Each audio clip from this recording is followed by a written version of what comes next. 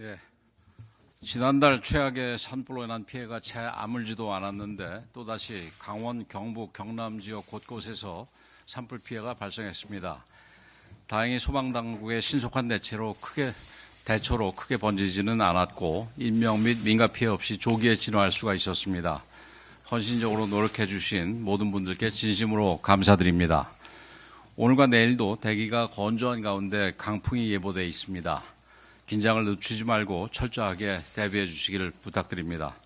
우리나라는 1973년 제1차 치산 녹화 10개년 계획을 시작한 이래 세계적으로 유례를 찾기 힘든 성공적인 산림 녹화를 이뤄냈습니다. 지난 4월 10일에는 우리의 자랑스러운 산림 녹화 기록물이 유네스코 세계기록유산에 등재되기까지 했습니다. 이처럼 오랫동안 공들여 가꿔온 우리 숲이 한순간에 화마로 사라진다면 그보다 안타까운 일은 없을 것입니다. 최근 생활 영역 확대, 기후변화 등으로 산불 위험이 더 커지고 있는 만큼 보다 과학적이고 체계적인 대응 방안이 마련돼야 합니다. 국민의힘은 산불 대응 체계를 근본부터 재점검해서 반복되는 재난을 막고 국민의 생명과 재산을 안전하게 지키겠습니다. 국민 여러분들께서도 우리 숲을 지키기 위한 노력에 함께해 주시길 부탁드립니다. 어제 이재명 후보가 민주당 대선 후보로 공식 선출됐습니다. 무려 89.77%의 득표율로 민주당이 이재명 1급 독재 정당임을 입증한 사실상의 이재명 대관식이었습니다. 이미 권력을 다 쥔 듯 40일 뒤 민주당 정부라는 말까지 나왔습니다. 심지어 이재명 폴리페서 사조직인 성장과 통합은 특정 인사들을 차기 정부 요직으로 거론하고 나섰습니다. 대선도 치르기 전에 자리 나눠먹기부터 시작한 것입니다. 민주당 내부에서도 당 전략에 혼선을 준다, 법적 문제 소지가 크다는 등의 비판들이 터져나왔습니다. 그러자 느닷없이 조직 해체를 발표하는 보도자료를 내더니 또 조직 활동은 계속된다고 반발하는 황당한 모습까지 보였습니다. 공직선거법은 미등록 단체의 조직적 선거운동을 금지하고 있습니다.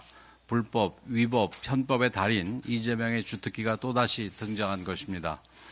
이재명 후보는 내용이 불거지고 선거법 위반 논란이 제기되자 싱크탱크라고 주장하는 데가 하도 많아서 잘 모르겠다며 발을 뺐습니다.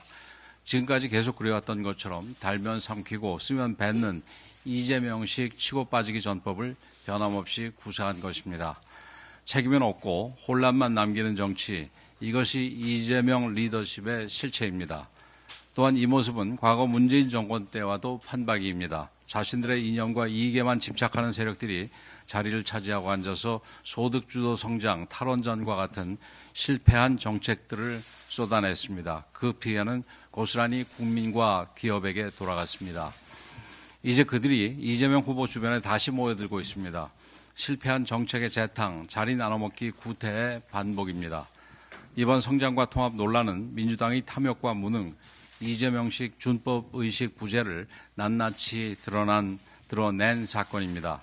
감출해도 감출 수 없는 이재명과 민주당의 민낯입니다. 정권을 잡기도 전에 자리부터 나누는 사람들이 집권 후에 어떻게 행동할지 국민들께서 충분히 짐작하실 수 있을 것입니다. 이런 독선과 탐욕의 정치에 대한민국의 미래를 맡길 수는 없습니다. 실력 없는 아집, 국민을 거스르는 이념은 반드시 실패합니다. 이제 국민께서 심판할 때입니다.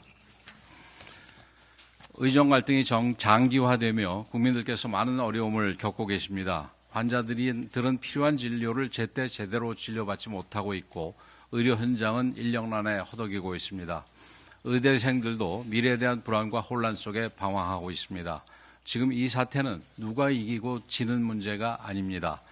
끝없는 투쟁으로 의료 시스템이 무너지면 모두가 패자가 될 수밖에 없습니다. 의료개혁의 필요성은 국민 대다수가 공감하고 있습니다. 모두가 한 걸음 물러서서 대화와 타협으로 문제를 풀어야 합니다. 이제 주어진 시간도 얼마 남지 않았습니다.